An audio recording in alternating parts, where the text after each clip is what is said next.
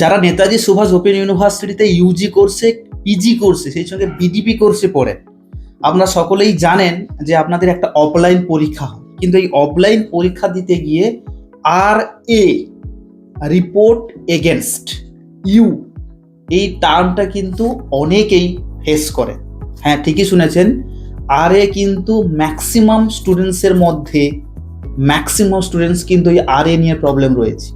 আমি কেন ম্যাক্সিমাম বলছি, অনেকেই এই ইউনিভার্সিটিতে ভর্তি হয় জানে কিছুটা হলেও প্রেশার কম থাকে, কিন্তু যখন ভর্তি হয় তখনই বুঝতে পারে যে অ্যাসাইনমেন্টটা যা হোক করে দেওয়া গেল, যেখানে ওখান থেকে মেরে দেওয়া গেল, কিন্তু ফাইনাল এক্সামটা যদি না পড়ে যাওয়া হয় তাহলে বিগ প্রবলেম। এবং তারপরে যদি আমি টুকলি করে নিয়ে যাই, তাহলে যদি ধরা পড়ে যায়, তাহলে কিন্তু আর এ হওয়ার সম্ভাবনাটা প্রবল। এই জন্য এই বিষয়টা অনেকের কাছে অজ্ঞাত রয়েছে বা অনেকেই জানেন না। আসুন আজকের ভিডিওতে আপনাকে ডিটেলসে জানানোর চেষ্টা করি এই আর এ জিনিসটা কি। দেখুন, প্রথমে আর এ কেন হয় বা কি করলে আর এ হবে না, যাওয়ার আগে আপনি জেনে নিন আর এ জিনিসটা কি। অর্থাৎ আর এ হচ্ছে, যারা প্রথমে ভর্তি হয়েছে অনেকেই জানে না যে আর এ জিনিসটা কি। আর এ হচ্ছে, ধরুন একটা প্র্যাকটিক্যাল এক্সাম্পল আপনাদের দিই।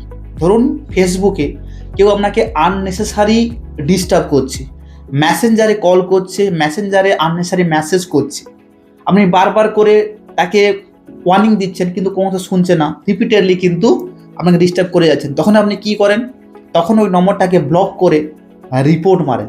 ঠিক তেমনইভাবে এই যে পার্সোনাল লাইফে, বিশেষ করে যখন এক্সাম সেন্টারে যান, এক্সাম সেন্টারে যে সমস্ত টিচাররা ডিউটিতে থাকে তারা অনেক সময় এই প্রবলেমটা ফেস করে। অনেক স্টুডেন্টস বারবার করে তাদের সঙ্গে মিসবিহেভ করে, খাতা দেখে দেখে লিখে, যখন তাদেরকে বারবার ওয়ার্নিং দেওয়া সত্ত্বেও কোনো কথা শোনে না, আর নেসেসারি ডিবেট করে, সেই সময় টিচাররা কিন্তু রেগে গিয়ে রিপোর্ট মারে আপনার এগেনস্টে।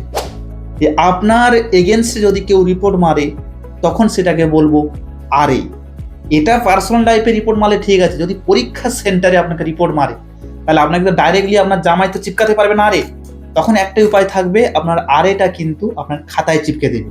এই খাতায় চিপকে দেওয়া মানে আরে, তাহলে আপনার গেল পরীক্ষা। সেক্ষেত্রে কিন্তু আবার একটা বছর ওই পেপারটাকে কিংবা পুরো পেপার যতগুলো আছে আপনাকে টানতে হবে।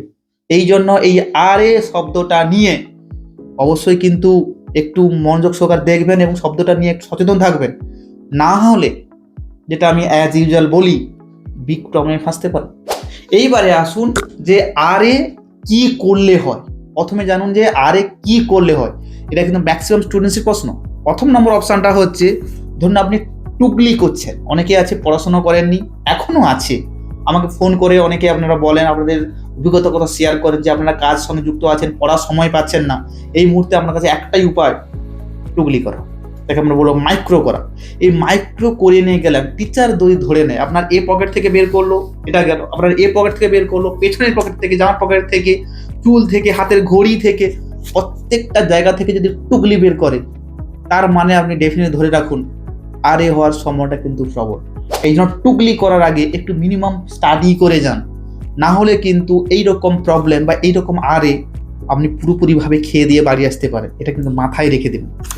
2 নম্বরটা হচ্ছে দেখে দেখে লেখা। দেখুন, দেখে দেখে লেখা বলতে, ধরুন আপনার সামনে আপনার কেউ বান্ধবী কিংবা বন্ধু বসেছে, আপনি তাকে রিকোয়েস্ট করলেন কিংবা ওখানে গিয়ে পরিচয় হলো যে তুই যখন লিখবি বা আপনি যখন লিখবেন আপনি একটু খাতাটা পাস করবেন। আপনি দেখে দেখে লিখছেন, বারবার করে টিচার ওয়ার্নিং দিচ্ছে, আপনি কোনো তো শুনছেন না, কারণ আপনার তো পড়ে জাননি। আপনি কিন্তু ডেসপারেটলি হয়ে ভুল লিখুক, যে গটাকে ঘুরিয়ে দিয়েছে, বটাকে ঘুরিয়ে দিয়েছে, সেটাই ঘুরিয়ে দিয়েছে, সেরকম ভাই পাকিয়ে পাকিয়ে আপনি লিখে দিচ্ছেন, যেহেতু আপনি কিছুই জানেন না।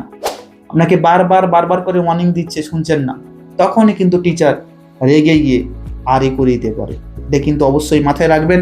এই প্রত্যেকটা জিনিস কিন্তু যারা প্রিভিয়াস আছে পরীক্ষা দিয়েছে তাদের এক্সপিরিয়েন্স থেকে বলছি, এটা আমার মন গড়া কথা নয়, প্র্যাকটিক্যাল এক্সপিরিয়েন্স থেকে কথাগুলো বলছি, মাথায় রাখবেন। তারপরে হচ্ছে স্যারের সঙ্গে মিসবিহেভ করা, এটা কিন্তু মোস্টলি ইম্পর্টেন্ট। ধরুন কোনো স্যার আপনাকে বারবার করে ওয়ার্নিং দিচ্ছে, খাতা তুলে নিয়েছে, আপনি স্যারের সঙ্গে ডিবেট করা শুরু করুন। অথবা আপনি হয়তো প্রাইভেট কোনো কোম্পানিতে কাজ করেন কিংবা কোনো গভর্নমেন্ট এমপ্লয়ি আছেন কিংবা আর্মিতে কাজ করেন, ডিফেন্সে কাজ করছেন, সেক্ষেত্রে আপনি জানেন যে আমাকে খাতা তুলে নিল, আপনি ইগোতে নিয়ে এলেন, ইগোতে নিয়ে গিয়ে স্যারের সঙ্গে ডিবেট করা শুরু করলেন, তাহলে কিন্তু প্রচুর পরিমাণে সমস্যা হতে পারে। যদি স্যার ওইটাকে পার্সোনালভাবে অ্যাকসেপ্ট করে, তাহলে কিন্তু আপনার আর হওয়ার সম্ভাবনা প্রবল। যেন স্যারের সঙ্গে আননেসেসারি ডিবেট করাটা কিন্তু একেবারে বন্ধ করবেন, না হলে কিন্তু প্রবলেম হতে পারে। তারপরে হচ্ছে চিৎকার করা আননেসেসারি। আপনি ধরুন একটা প্রশ্ন উত্তর জানেন না, আপনি চিৎকার করে, আপনার বন্ধু ওই কোণে বসেছে, ওই কোণে আপনার বান্ধবী বসেছে, আরে ওই একটা বল, শোন রে, আমাকে একটু বলে দে এই প্রশ্নের উত্তরটা কি হয়েছে, শর্ট কোশ্চেন আনতে চাইছেন, আরে বলছে হয়তো খাতায় পাস করবা, কি বলে দে কি উত্তর। এইরকম ভাবে আননেসেসারি চিৎকার করেন, তখন কিন্তু একটা ক্যাওয়াস পোর্শন শুরু হয়। এই ক্যাওয়াস থেকে কিন্তু পরীক্ষার সেন্টারে যে একটা মানে কি বল পোলাইটনেস কিংবা হচ্ছে যে লোনলিনেস কিংবা একটা খুব শান্ত লোনলি প্লেসের খুব থাকে, নির্জনতা থাকে বা শান্ত থাকে, সেই জিনিসগুলো কিন্তু আপনি বিঘ্ন করেন। সেক্ষেত্রে কিন্তু একবার ওয়ার্নিং দেবে, দুবার ওয়ার্নিং দেবে, থার্ডবারের টাইম অবশ্যই আপনার খাতা তুলে নেবে। খাতা তুলে নিলে কিন্তু পরিষ্কারভাবে দেখে রাখবেন আপনার আর এর সম্ভাবনা কিন্তু প্রবল। এই জিনিসটা কিন্তু মাথায় রাখবেন। তারপরে হচ্ছে খাতা লেনদেন করা, যেটা আমি প্রথমে বললাম।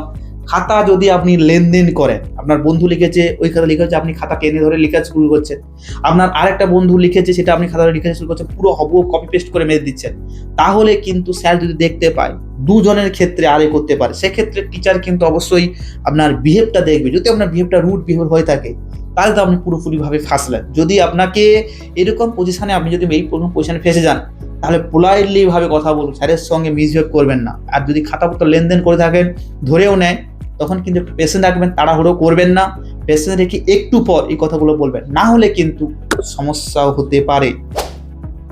তারপরে হচ্ছে মোবাইল ফোনের ব্যবহার। দেখুন, এটা কিন্তু একটা সেনসিটিভ জিনিস। দেখুন, এটা হচ্ছে যে মোবাইল ফোন আপনি যখন নিয়ে যাবেন, অনেকে হয়তো কি করে, মোবাইল ফোনটাকে সাইলেন্ট করে দিয়ে ভেতরে নিয়ে যায়।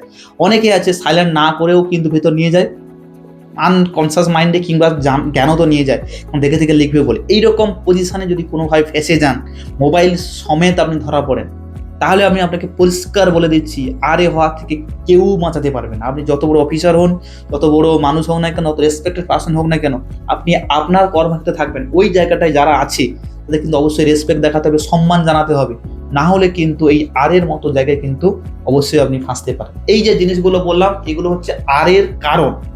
এবারে আপনাকে দেখতে হবে কি কি করলে এই আরের জিনিসটা হবে না। এই জিনিসটা কিন্তু আমি পরপর করে বলছি, মনোযোগ সহকারে শুনবেন। একটু ভিডিওটা লেন্দি হবে, তবুও দেখবেন, এটা কিন্তু আপনাকে অনেকটা শিক্ষা দিয়ে যাবে, পরীক্ষা সেন্টারে কিংবা সেভেন সিকোলিকে খেতে পারবেন। প্রথম কথা হচ্ছে, টুগলি একবারই করবেন না, পড়াশোনা করে যান, এখনো সময় আছে। আমি তো আপনাদের একটাই কথা সাজেশন দিই, যে মিনিমাম পড়ুন, ম্যাক্সিমাম বেনিফিট আপনি নিন। আমাদের কাছে নোটস অ্যান্ড সাজেশন রয়েছে, গাদা গাদা একবার হিপস দেবো না, আপনাকে একবারে সীমিত নোট দেবো, ওইগুলো পড়বেন। আপনার মনের মধ্যে পুরোপুরিভাবে একটা সামারি তৈরি করে দেবে, কনসেপ্ট তৈরি করে দেবে। ওই কনসেপ্ট থেকে যে কোনো কোশ্চেন আপনি পরীক্ষা সেন্টার থেকে ইজিলি অ্যাটেম্প করতে পারবেন। এটা কিন্তু আমাদের পুরোপুরিভাবে প্রমিস। যদি আপনার ভরসা করেন, বিশ্বাস করেন, আমাদের কাছে ওই নোটসটা নিয়ে দেখতে পারেন, সাজেশনে দেখতে পারেন, লাস্ট মিনিট সাজেশনে দেখতে পারেন, এগুলো কিন্তু পুরোপুরি আপনাকে একটা বুস্টার ডোজ দেবে। আপনাকে কিন্তু পরীক্ষা সেন্টারে একেবারে আপনি আনন্দের উল্লাসের সঙ্গে আপনি কাজ করবেন, যে আমার পরীক্ষা ভালো হয়েছে, পরীক্ষা দিয়েছে, আমাদের কিন্তু আবার দেখা হবে, আমি রিভিউ পোর্শনে যাব, সেক্ষেত্রে আপনি কমেন্ট করবেন যে কেমন পরীক্ষা হয়েছে, কথাটা কিন্তু মিলিয়ে নেবেন। 2 নম্বর জিনিসটা হচ্ছে দেখে দেখে লেখা। দেখুন, দেখে দেখে তো আপনি কোনোভাবেই লিখতে পারবেন না, যদিও সুযোগ দেয়, এটা কিন্তু কোনোভাবে ট্রাই করবেন না। কারণ ওই সেন্টারে যারা ডিউটি দিচ্ছে, ওই স্যারেরা ভালো হলে কি হয়েছে, যখন বাইরে থেকে কোনো স্যার আসবে, তখন কিন্তু ওই যদি পজিশন দেখে নেয়, খাতা মিসম্যাচ দেখে না, হ্যান্ডরাইটিং তো অবশ্যই আলাদা হবে, তো এরকম পজিশন যদি হয়ে যায়, তাহলে কিন্তু আপনার ভাগ্যে কিন্তু অশেষ দুঃখ আছে, আপনার খবর আছে। এই জিনিসটা মাথায় রাখবেন, খাতা লেনদেন কোনোভাবেই করবেন না। 2 নম্বর হচ্ছে, স্যারের সঙ্গে তো মিসবিহেভ একবারই করবেন। তার প্রথমেই বলে দিলাম, স্যার যদি খাতা তুলে নেয়, আপনি যদি বকাবকি করে, এত বড় ছেলে হয়ে, এত বড় মানুষ হয়ে আপনি নোট করছেন, লজ্জা করছেন না, আপনাকে যদি পার্সোনাল অ্যাটাকও করে, করবেন না। যদি পার্সোনাল অ্যাটাক করে, তবুও সয়ে যাবেন। মনে রাখবেন, যে সয়ে সে রয়ে। আপনি যদি আননেসেসারি সাজেশন তর্ক করেন, ডিবেট করেন, কেন নিতে পারেন? আপনি জানেন আমি কে, আমি ওই পোস্টে কাজ করি, আপনি নিতে পারেন না, শুধু ডিগ্রি আমার করা হবে বলে আমি এসেছি, আপনি করতে পারেন না। এইরকম যদি আননেসেসারি কোনো ডিবেট করেন, তাহলে মনে রাখবেন আপনার খবর ডেফিনেটলি আছে। আননেসেসারি আগডুম বাগডুম কোনো তর্ক করবেন না, তাহলে কিন্তু ফেসে যাওয়ার সম্ভাবনা কিন্তু প্রবল পরিমাণে রয়েছে। তারপরে হচ্ছে চিৎকার করা। এই যে আপনার কোণে বন্ধু বসে আছে, তাকে বলছে, আরে 2 এর দাগের 5 দাগের উত্তরে কি হবে, 5 এর দাগের 2 এর আনসারে কি হবে, 5 এর দাগের 1 এর উত্তরে কি হবে। এইরকম ভাবে কোনোভাবেই চিৎকার করবেন না। খুব শান্তভাবে যদি কোনো পাশে থাকে, পাস করে জিজ্ঞাসা করুন, একবারে শেষের দিকে কিন্তু অবশ্যই ট্রাই করবেন, প্রথম দিকে ট্রাই করবেন না, তাহলে কিন্তু আপনার খবর ডেফিনেটলি থাকবে। তারপরে হচ্ছে যে বেশি জ্ঞান না দেওয়া। টিচারকে বেশি জ্ঞান দিতে যাবেন না। আপনি যতই জ্ঞানী হোক না কেন, আপনার মধ্যে অগাধ সামুদ্রের মতো জ্ঞান থাকলেও এই জিনিসটা ভাববেন না আমি টিচারকে জ্ঞান দিয়ে দেবো। জ্ঞান একেবারে আননেসেসারি জায়গায় দেবেন না, দেওয়া উচিত নয়। এই জন্য বলতে চাইছি জ্ঞান দেবেন না, নির্দিষ্ট জায়গায় জ্ঞান দেবেন, ভালোভাবে পরীক্ষা দেবেন, নিজের জ্ঞান নিজের কাছে রাখবেন। যখন স্যার বলবেন তো শুনবেন, ওই জায়গাটায় আপনি ওখানে স্যার নয়, যারা আপনার ডিউটি দিয়েছে আপনার থেকে একটু মানে জুনিয়র হলেও কি হয়েছে, আপনার এজে কম হলে কি হয়েছে, অভিজ্ঞতার দিক দিয়ে আপনি কিন্তু অনেক বড়। এই জন্য কিন্তু কোনোভাবেই ওখানে আপনার জ্ঞান ফলাতে যাবেন না।